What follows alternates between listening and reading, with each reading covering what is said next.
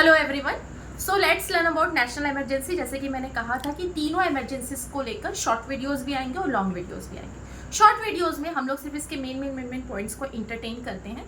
अभी तक national emergency 3 बार लगी है। फर्स्ट टाइम 1962 में in India China war, second time 1971 में India Pakistan war and third time internal disturbance के नाम पे 1975 में लगा था।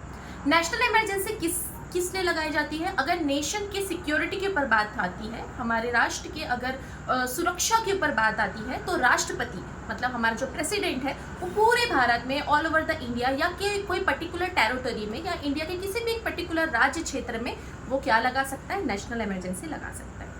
नेशनल इमरजेंसी को लगाने की प्रक्रिया क्या है? जो हमारा यूनियन कैबिनेट है उसमें, जिसमें कि प्राइम मिनिस्टर हैं हमारे और भी कैबिनेट मिनिस्टर्स हैं, उन लोग एक लिखित संसूचना रिटर्न कम्युनिकेशन करते हैं प्रेसिडेंट को और उसके बाद प्रोक्लेमेशन लग जाता है। प्रोक्लेमेशन लगने के बाद हमें एक अप्रूवल की भी ज़रूरत होती है from both house of the parliament, जो कि 1 महीने में आनी चाहिए। कैसे देते हैं उन लोग अप्रूवल?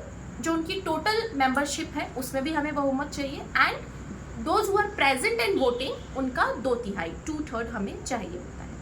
प्रोक्लेमेशन हटाया कैसे जा सकता है? प्रोक्लेमेशन में कुछ भी अगर हटाना है या कुछ भी प्रोक्लेमेशन में ऐड ऑन करना है, जोड़ना है, तो वो भी कौन करता है? प्रेसिडेंट ही उसे कर सकता है।